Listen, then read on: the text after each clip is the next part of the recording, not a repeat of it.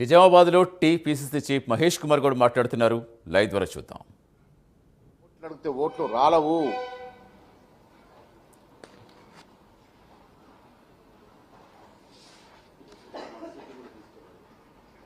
నేను మళ్ళొకసారి మీకు విజ్ఞప్తి చేస్తా ఉన్నాను. నగర ప్రజలకు మీ ద్వారా విజ్ఞప్తి చేస్తాను.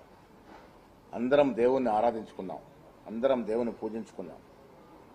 దయచేసి దేవుణ్ణి రాజకీయాలకు లాగకండి.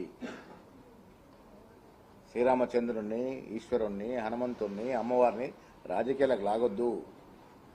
ఎవరు ప్రజలకు ఉపయోగపడతారు, ఎవరైతే జిల్లా అభివృద్ధి చెందుతుంది, ఏ పార్టీ అయితే నగరం అభివృద్ధి చెందుతుందో ప్రజలకి బాగా స్పష్టత వచ్చింది. స్పష్టత ఉంది కాబట్టే ధైర్యంగా చెప్తా ఉన్నా, నిజామాబాద్ నగరపీఠం కాంగ్రెస్ పార్టీ జెండా ఎగరవేస్తుంది. దాంట్లో ఏం అనుమానం లేదు. హరీష్ రావు కేటీఆర్ ఎపిసోడ్లో మీకు పేపర్లు ఇస్తాను. నేను సింగరేణి కానీ వివిధ సంస్థల్లో జరిగినటువంటి టెండర్లో మీ 10 ఏళ్ల బీఆర్ఎస్ హయాంలో ఏ రకంగా ప్రజా సొత్తుని దుర్వినియోగం చేశారో పేపర్ల ద్వారా ఇస్తాం. చర్చలు కూడా సిద్ధంగా ఉన్నాం. మీరేదో లేవదీసి తప్పుకుంటామంటే నడవది. హరీష్ రావు గారు, కేటీఆర్ గారు, మీరు లేదీసిన అంశాల్లో పస ఉంటే రండి, వాస్తవాలు మాట్లాడుకుందాం. మీ హయాంలో జరిగినటువంటి టెండర్లు, మా హయాంలో జరిగిన టెండర్లు అన్నీ కూడా చర్చించుకుందాం. నగరం దుస్థితి, పోయిన హయాంలో కేంద్ర ప్రభుత్వం స్మార్ట్ సిటీస్ ప్రకటిస్తే ఇంతవరకు రాలే, అమృతలో మాత్రమే పెట్టినారు. కరీంనగర్ మున్సిపాలిటీ నాకు తెలిసి 1957, 55, 57లో మున్సిపాలిటీ అయింది. నిజామాబాద్ మున్సిపాలిటీ నాకు తెలిసి 1937 అయినట్టుంది. 30, 35, 37 ప్రాంతంలో అయింది. జనాభా ప్రకారం కూడా కరీంనగర్ కన్నా ఎక్కువ జనాభా నిజామాబాద్ ఉంది. మరి అరవింద్ గారు దీన్ని ఎందుకు స్మార్ట్ సిటీలు తీసుకెళ్ళలేకపోయినాడు? బండి సంజయ్ కన్నా తీసిపోయినావా నువ్వు? ఆనాడు బండి సంజయ్ గారు మంత్రి కూడా కాదు. వారు కరీంనగర్ స్మార్ట్ సిటీలో పెట్టుకుంటాడు ఎట్లా? నువ్వు రాలేకపోయినావు ఎట్లా? నీ చేతుల్లో ఉంది కూడా చేయలేకపోయినావు. ఇవల్ల దేవుడి పేర్లు వచ్చి ఓట్లు అడుగుతానంటే ప్రజలు నమ్మే పరిస్థితి లేరు. ఈ పట్టణంలో జరిగే మున్సిపల్ ఎన్నికల్లో డెఫినెట్గా కాంగ్రెస్ పార్టీ అత్యధిక సీట్లు గెలుచుకొని మేయర్ సీట్ని కైవసం చేసుకుంటాము. దాంట్లో అనుమానం లేదు. నగర ప్రజలు ఆశించిన మేరకు నగర అభివృద్ధి, నగర పౌరుల యొక్క భవిష్యత్తు, నగర పౌరుల యొక్క పిల్లల భవిష్యత్తు కూడా కాంగ్రెస్ పార్టీ చూసుకుంటుంది. ఈ విషయాలతో మీ ద్వారా నగర ప్రజలకి స్పష్టత ఇవ్వదలుచుకున్నాము. కాంగ్రెస్ పార్టీ ఒక మాట ఇస్తే మాట మీద నిలబడుతుంది.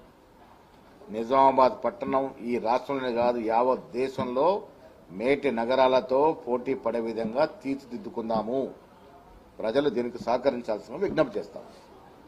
Thank you.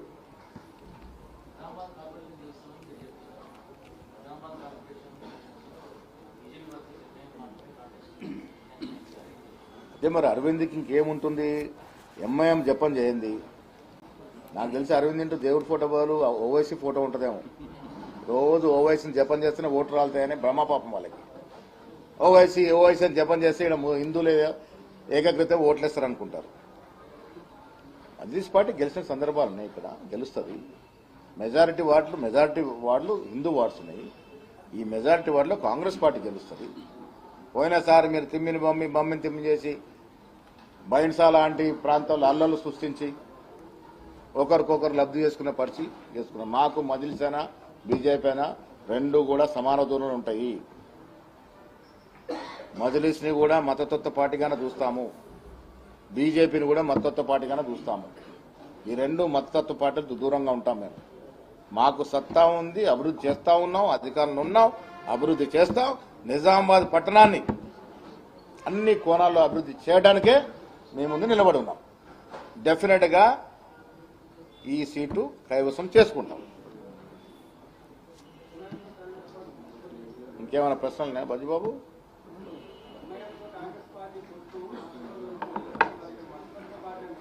%100 మద్దతు పార్టీయే. పొత్తు తీసుకోవడం వేరు, రాజకీయ అవసరాలకు రాష్ట్ర అవసరాలకు ఉన్నాం. నిజామాబాద్ విషయానికి వచ్చినప్పుడు 2 పార్టీలు కూడా మేము సమాన దూరంలో పెడతాం. మహారాష్ట్రలో మా మీద పోటీ చేసింది బీజేపీకి లబ్ధి కూర్చుంది, దాంట్లో ఏముంటుంది? అవన్నీ కాదు. ఇక్కడ ఉన్నటువంటి లోకల్ స్థానికుల పరిస్థితుల దృష్ట్యా మాకు 2 పార్టీలు కూడా సమాన దూరమే. మా సత్తా మీద నిలబడతాం. మేము చేసిన పనులు చెప్పి ఓట్లు అడుగుతాము, చేయాల్సిన పనుల గురించి వివరించి ఓట్లు అడుగుతాము. పని చేసే పార్టీ మాది, పని చేసి ఓట్లు అడుగుతాం.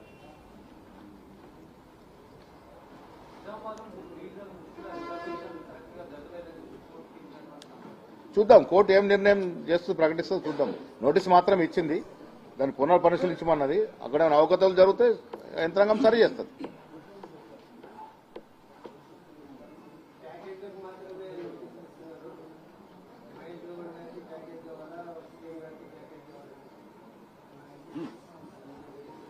ప్యాకేజీల చరిత్ర మాట్లాడే అరవింద్ గారు తన పుట్టు పూర్వోత్తరాలు ఎక్కడో, తన జన్మస్థానం ఏ పార్టీదో, తను వాళ్ళు వేసుకున్న బట్టలు ఏ పార్టీలు ఉన్నప్పుడు వాళ్ళ నాన్నగారు సంపాదించారో అవన్నీ కూడా లెక్కలేసుకోవాలి.